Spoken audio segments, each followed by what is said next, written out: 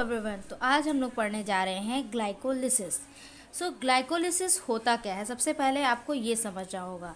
तो ग्लाइकोलिसिस देखिए, ये होता है कि ग्लूकोज का ब्रेक डाउन करना। ग्लूकोज का ब्रेक डाउन करना क्या कहलाता है? ग्लाइकोलिसिस। ग्लाइको से मीन्स है हमारा ग्लूकोज और लिसिस से हमारा मीन्स है ब्रेक डाउन।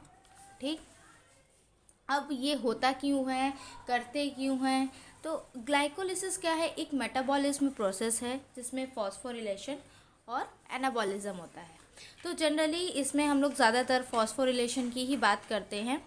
तो चलिए स्टार्ट करते हैं ग्लाइकोलिसिस होता कैसे है। तो ग्लाइकोलिसिस, ग्लूकोज क्या है? 6 कार्बन कंपाउंड है जो कि क्या करता है? हेक्सोकाइनेज। हेक्सोकाइनेज क्या है? एक एंजाइम है। हम एंजाइम का पता कैसे लगाते हैं? उसके लास्ट में ASE यानी एज हो जाता है। ठीक, तो ये होता है हमारा एंजाइम। तो ग्लूकोज 6 कार्बन कंपाउंड है। हेक्सोकाइनेज एंजाइम की मदद से एक ATP से इनॉल फॉस्फेटेज निकल जाता है और ADP का फॉर्मेशन होता है। और उस जब एक इनॉल फॉस्फेटेज जो निकलता है वो इस ग्लूकोज के साथ जुड़ के क्या बन जाता है? Glucose 6 phosphatase. ठीक, अब क्या होता है? 6 फॉस्फेटेज मतलब उसके एक साइड पर क्या लग जाता है? फॉस्फेट ग्रुप लग जाता है, जुड़ जाता है। जब ये ग्लूकोज 6 फॉस्फेट 6 कार्बन कंपाउंड बन गया तो यहाँ पे क्या होता है? आइसोमेरिज्म की प्रोसेस होती है। इस आइसोमेरिज्म की प्रोसेस में हमारे पास क्या बनता है? फ्रुक्टोज 6 फॉस्फेट बनता है। और ये किसकी वजह से होता है? आइसोमेरिज एंजाइम की वजह से। अब आप ये सोच रहे हैं कि फ्रुक्टोज 6 फॉस्फेट बनाने का मतलब क्या है? तो अगर हम देखें तो ग्लूकोज में क्या होते हैं? एक साइट होते हैं, जबकि फ्रुक्टोज में 2 साइट पाए जाते हैं। जैसे कि देखिए, एक यहाँ पे एक साइड फॉस्फेट ग्रुप जोड़ने के लिए लगी है। ठीक, जबकि 1 2 3 4 5 6, ठीक, ये ग्लूकोज के लिए है। और वहीं अगर हम बात करें फ्रुक्टोज की, तो फ्रुक्टोज का स्ट्रक्चर हमारा कुछ इस तरह से होता है। ठीक, यहाँ पे हमारे पास 2 बाइंडिंग साइट है इनॉल फॉस्फेटेज के जुड़ने की। ठीक, इसके आइसोमर 2 बनते हैं, इसीलिए हम यहाँ पर आइसोमेरेज एंजाइम की मदद से फ्रुक्टोज 6 फॉस्फेट बनाते हैं। फिर ये फ्रुक्टोज 6 फॉस्फेट जो होता है, फ्रुक्टोज फॉस्फोफ्रुक्टोज काइनेज की मदद से ATP से फिर एक ATP की मदद से एक इनॉल फॉस्फेटेज फिर निकालता है और फ्रुक्टोज 1,6 बाईफॉस्फेटेज बन जाता है। यहाँ एक फॉस्फेट था, इसके पास से जब एक ATP से एक IP और लिया तो यहाँ पे बाईफॉस्फेट बन गया। ठीक, ये बाईफॉस्फेट क्या करता है? अब 2 पार्ट में डिवाइड हो जाता है। पहला डाईहाइड्रोक्सी एसीटेन फॉस्फेटेज या फिर DHAP या ग्लिसरल्डिहाइड 3 फॉस्फेट या 3P। ठीक, तो इन दोनों जब बनते हैं तो ये दोनों क्या करते हैं? इन्वर्सली होते हैं, प्रोपोर्शनल होते हैं एक दूसरे के। इसको भी हम ये कह सकते हैं, इसको भी ये कह सकते हैं, क्योंकि दोनों का फॉर्मूला बिल्कुल सेम है, एज इट इज़, बिल्कुल स्ट्रक्चर ही सब कुछ सेम है। ठीक, तो ये टूटते किसकी मदद से है? एल्डोज की मदद से। एल्डोज एंजाइम की मदद से ये दोनों टूट जाते हैं। ठीक, तो हम या फिर तो एक हम आगे की जो प्रोसेस करेंगे, अब इन दोनों में से किसी एक को लेके चलेंगे, बट वो 3 कार्बन कंपाउंड तो होगा बट उसके 2 मॉलिक्यूल मान लेंगे। हम मान लेंगे, जैसे हम ज़्यादातर लेकर के चलते हैं ग्लिसरल्डिहाइड 3 फॉस्फेटेज को, GAP3। ठीक, तो इसको लेके चलते हैं। तो चलिए चलते हैं फिर आगे। तो हमने यहाँ पर 2 मोल ऑफ ग्लिसरल्डिहाइड 3 फॉस्फेटेज की ले ली है। ठीक, ये क्या है? 3 कार्बन कंपाउंड है। अब यहाँ पर क्या होता है? हाइड्रोजनेशन की प्रोसेस होती है। इसमें क्या होता है? एक हाइड्रोजन यहाँ से हम निकालते हैं, लेकिन हम 2 मॉलिक्यूल लेके चल रहे हैं तो 2 हाइड्रोजन यहाँ से हमने निकाल लिया। और यहाँ पर NAD+ से NADH+H+ भी बनता है। इसके भी हमने क्या लिए? 2 मॉलिक्यूल ले लिए। ठीक, और ये हो किसकी मदद से रहा है? डिहाइड्रोजिनेशन हो रहा है यहाँ पर। तो डिहाइड्रोजिनेज एंजाइम की मदद से यहाँ पे ये हो रहा है। और यहाँ से क्या हो रहा है? एक IP भी जा रहा है। तो जब एक IP और इसमें जुड़ेगा तो ये देखिए, ग्लिसरल्डिहाइड 3 फॉस्फेटेज, यानी इसके 3rd पोजीशन पे इसका क्या हो रहा है? 3rd पोजीशन पे ये है। 3rd पोजीशन पे गया तो इससे एक और जब यहाँ से IP जुड़ा तो ये क्या हो गया? 1,3 बाईफॉस्फोग्लिसरिक एसिड। ठीक, ये बन गया हमारा। और इसमें भी हम क्या करेंगे, 2 मॉलिक्यूल लेंगे तो 2 × 2 हो जाएगा। अब यहाँ से हमारी क्या होती है, ये तो हमारी एटीपी का यहाँ पे अभी खर्च ही हो रहा था। अब आप सोच रहे थे कि हमें तो यहाँ पे एटीपी हमें चाहिए थी, लेकिन अभी तक जो हमने जितनी भी प्रोसेस की, देखिए यहाँ पे एक एटीपी हमारी निकली, एटीपी से एक आईपी निकला, यहाँ से भी एक एटीपी से आईपी निकला, तो ये तो हमारा लॉस हो रहा है। लेकिन नहीं, जैसे ये लॉस क्यों हुआ, जैसे जब हम किसी बिज़नेस में इन्वेस्ट करते हैं तभी ना हमको उसमें से कुछ फ़ायदा होता है, तो बस ये एक तरह से इन्वेस्टमेंट है। तो अब बारी आ गई है, हमने इन्वेस्ट कर दिया, हमने सब कुछ बेच दिया, सब कुछ हो गया, अब हमारे पास प्रॉफिट कितना हो, अब प्रॉफिट लेने का समय आ गया है। तो अब प्रॉफिट लेने के लिए यहाँ क्या होता है, एडीपी से एटीपी बनता है। ठीक, यहाँ एडीपी से एटीपी बनता है, और ये किसकी मदद से होता है, फॉस्फोग्लिसरेट काइनेज की हेल्प से होता है। किसकी मदद से, फॉस्फोग्लिसरेट काइनेज की हेल्प से।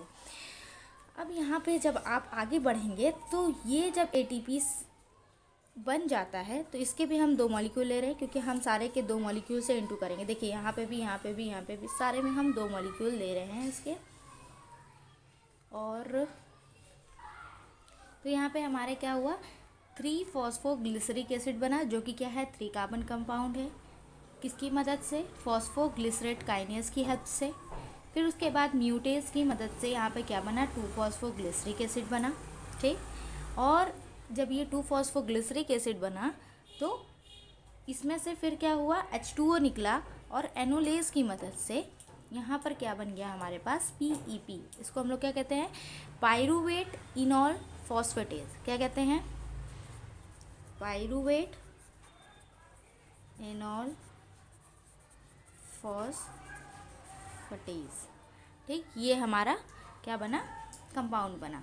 और इसमें क्या हो रहा है, एडीपी से एक एटीपी फिर मिल रहा है हमें, मतलब फिर एटीपी का गेन हुआ।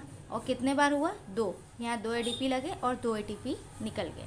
और उसके बाद हमें क्या मिला, पायरूविक एसिड मिला, जो कि क्या है, 3 कार्बन कंपाउंड है। और इसके कितने मोल मिले, 2 मोल, क्योंकि हमने यहाँ पर क्या किया था, DHAP और GA3P को हमने एक बराबर मान लिया था। ठीक, तो चलिए फटाफट से एक क्विक रिवीजन कर लेते हैं। ग्लूकोज हेक्सोकाइनेज की मदद से और आईपी की मदद से ग्लूकोज 6 फॉस्फेटेज में कन्वर्ट हुआ। फिर आइसोमेरिज्म की प्रोसेस हुई, क्यों हुई ये मैंने यहाँ पे समझा दिया है। आइसोमेरिज्म की प्रोसेस के बाद फ्रुक्टोज 6 फॉस्फेटेज बना। ठीक, और फिर उसके बाद फिर यहाँ पर एटीपी से एडीपी बना, और फिर उसके बाद फ्रुक्टोज 1,6 बाईफॉस्फेटेज बना, जो कि क्या हुआ, ब्रेक डाउन हुआ 2 पार्ट में, एल्डोज की मदद से, एल्डोज एंजाइम की मदद से। ड्राई हाइड्रोक्सी एसीटोन फॉस्फेटेज बना, DHAP, जिसे हम लोग शॉर्ट फॉर्म में कहते हैं। ग्लिसरल्डिहाइड 3 फॉस्फेटेज 3 बना। ठीक, ये भी क्या है, 3 कार्बन कंपाउंड है। जब ये दोनों बना, ये दोनों क्या है, एकदम सेम है, तो हम इन दोनों के सेम की वजह से इनमें से सिर्फ एक मॉलिक्यूल ग्लिसरल्डिहाइड 3 फॉस्फेटेज को आगे लेके चलते हैं। तो जब ग्लिसरल्डिहाइड 3 फॉस्फेटेज को आगे हम लेके गए तो हमें क्या लिया, हमने 2 मोल लिया, हर एक में हमने यहाँ पर क्या कर लिया, 2 मोल से इंटू कर लिया। इसमें क्या हुआ, डिहाइड्रोजिनेशन हुआ, डिहाइड्रोजिनेस एंजाइम की हेल्प से। फिर उसके बाद NAD+ से NADH+H+ बना। फिर उसके बाद 1,3 बाईफॉस्फोग्लिसरिक एसिड बना। ठीक, फिर उसके बाद यहाँ पर क्या हुआ, ADP से एक ATP मॉलिक्यूल बना, जो कि हम लोग 2 मॉलिक्यूल ले रहे हैं, तो इसलिए हमने यहाँ पर इंटू 2 कर दिया। फिर 2 मोल ऑफ हमें क्या मिला, 3 फॉस्फोग्लिसरिक एसिड मिला, 3 फॉस्फोग्लिसरिक। फिर उसके बाद ये कन्वर्ट हुआ म्यूटेज एंजाइम की मदद से 2 फॉस्फोग्लिसरिक एसिड। फिर उसके बाद यहाँ पर 2 मोल ऑफ फॉस्फोइनॉल फॉस्फेटेज की मिली। ठीक, क्या है, जो कि 3 कार्बन कंपाउंड है, और उससे हमें फिर एटीपी का गेन हुआ और पायरूविक एसिड हमें फाइनली प्रोडक्ट मिल गया। अब बात करते हैं, हमें टोटल कितनी एटीपी हमने लॉस की और कितनी एटीपी हमने गेन की। तो सबसे पहले हम देखते हैं कि हमारे पास लॉस कितना हुआ। सबसे पहले हमने कितनी एटीपी दी, तो यहाँ पर देखिए, एक एटीपी यहाँ पे हमने दी, फिर एक एटीपी हमने यहाँ दी, यानी हमने टोटल कितनी एटीपी दी, 2 एटीपी। कितनी दी, 2 एटीपी हमने दे दी, माइनस हो गई।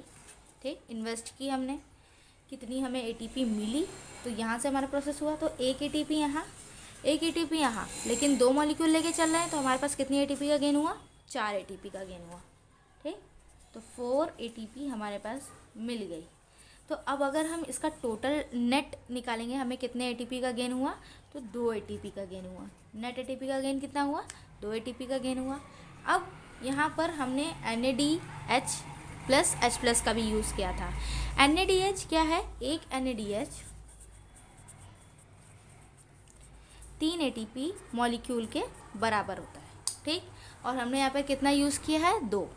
तो यहाँ पे अगर हम जोड़ें तो 2 × 1 NADH, ठीक। टोटल कितना हुआ, 6 ATP हमें मिल गया, ठीक। यहाँ 6 ATP हमें मिला। तो जब हम इन दोनों को प्लस करेंगे तो हमें कितना मिलेगा, 8 ATP। टोटल ATP हमें कितनी मिली, 8 ATP का गेन हुआ। अब ये प्रोसेस क्या है, एरोबिक कंडीशन की है, एरोबिक कंडीशन की है। क्योंकि जब हमारे एनएरोबिक कंडीशन होगी,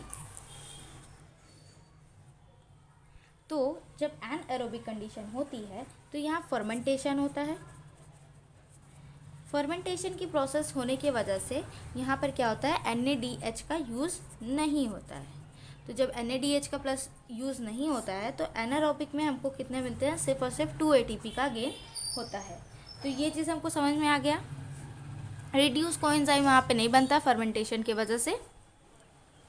अब हमारी बात आती है कि ये समझने की, हमें 8 ATP यहाँ से मिला और एनारोबिक में 2 ATP, इसको नोट डाउन कर लीजिएगा। और एक सबसे इम्पॉर्टेंट बात ये नोट डाउन कर लीजिएगा, ग्लूकोज में एक साइड होती हैं और फ्रक्टोज में 2 साइड होती हैं। और मैं आपको इसको लर्न करने की एक शॉर्ट्स वीडियो में डाल दूँगी, आप लोग उसे देख लीजिएगा। Thank you, hope you like it. AA study को फॉलो कीजिए, सब्सक्राइब कीजिए एंड लाइक एंड शेयर ज़रूर कीजिए।